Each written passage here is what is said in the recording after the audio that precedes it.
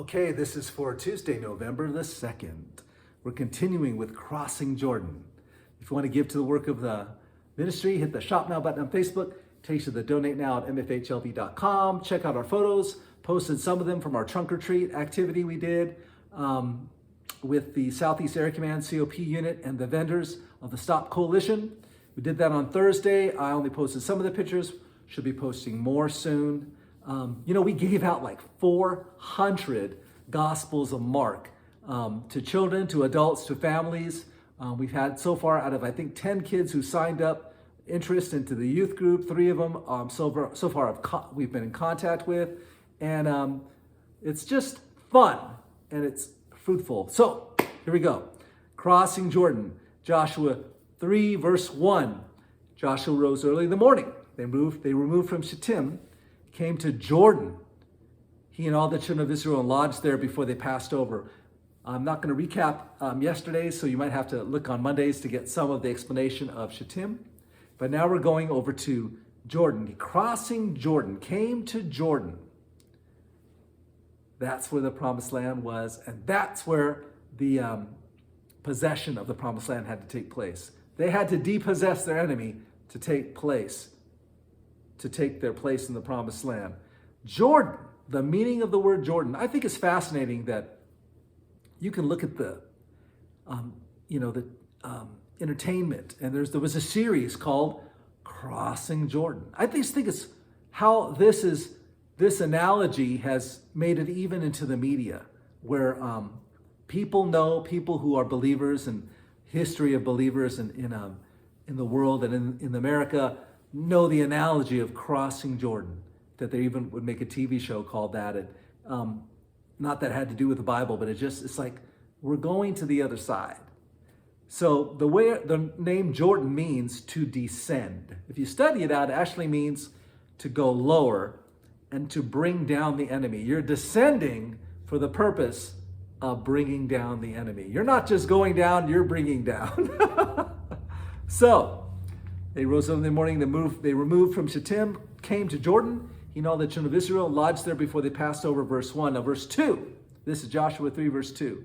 And it came to pass after 3 days, so there's nothing insignificant in the Bible. After 3 days, the officers went through the host. Who are these guys? Well, they're the leaders. The officers went through the host.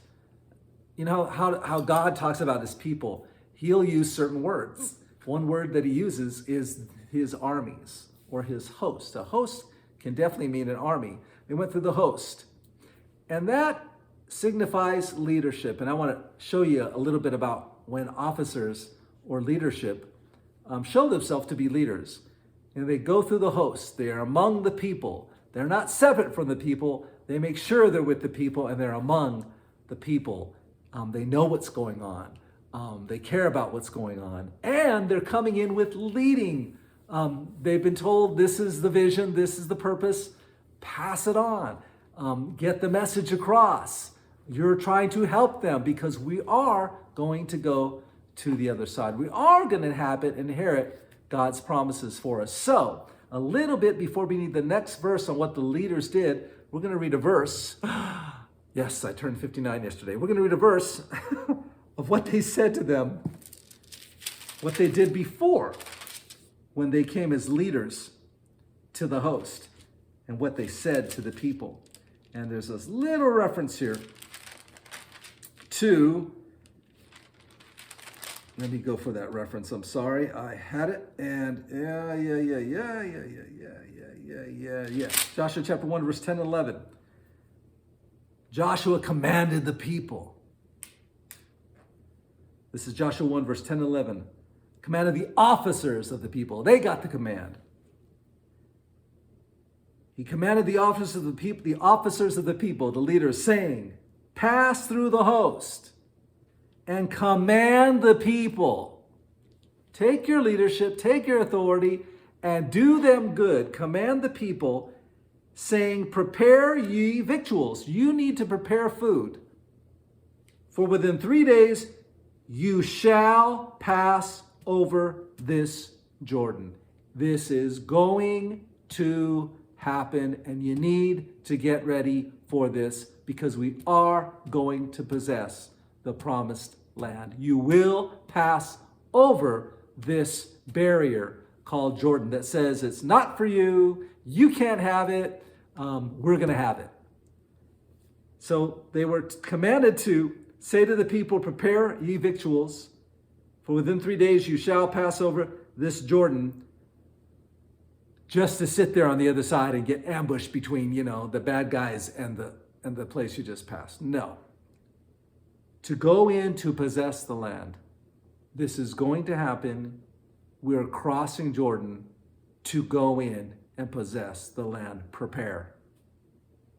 Which the Lord your God gives you to possess it. Once again, to possess means they were to disinherit those.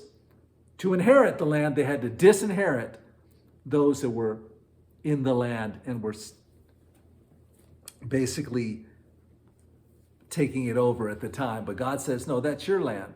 Now, how does that deal with us today? Well, there's a lot there, but quickly, if we were to make an impact as the people of God into an area God has called us to, so for us, we were supposed to be helping in the southeast area of Las Vegas, we have to disinherit the things that are against God in that area. Crime is against God.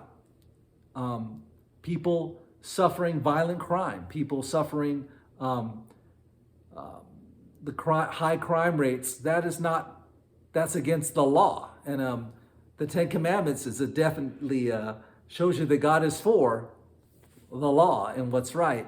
And a testimony of a believer is they carry with them the ability to please God and his commands, and they have the testimony of Jesus.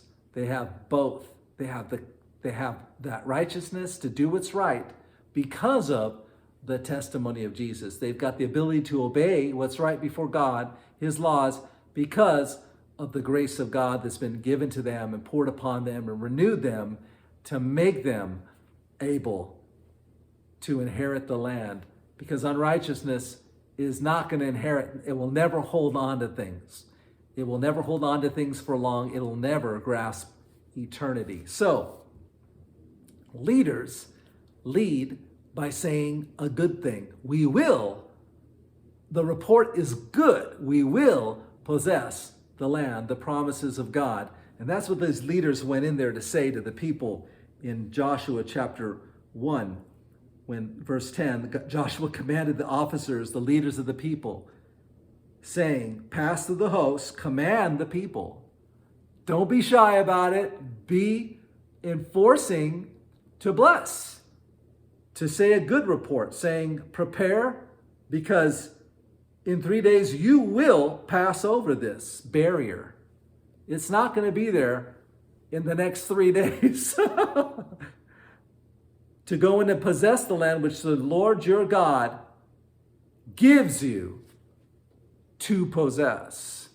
And once again, Joshua is an Old Testament name, and translated into the Greek it's actually translated as Yeshua, which is the name of Christ. So the name of Jesus is actually in a book in the Old Testament. I'm not going to be able to get into all of this, but we were in chapter 3, verse 2. And again, they are being commanded to go ahead and go among the people as the leaders. And the leaders are following the commandment of their leader. And we'll talk more about this tomorrow. And this is what they're commanded to say. This is Joshua chapter 3, verse 3. Oh my gosh, I'm not going to be able to get into this. I don't have enough time. But I might just... Anyway. And it came to pass after 3 days, the officers went through the host. I'm going to leave you there. I can't jump into it. It's not fair to you. So, good leaders, take their authority, command to bless, command to encourage, command. They know the people, and they're not shy about it. They say, you need to prepare because we are crossing over, and we're not going to stay on this barrier. This is not our lot in life. We have a crossing over destiny. We will cross over this Jordan. And when they crossed over Jordan, it was a miracle. All right, more tomorrow. Kiss to the King.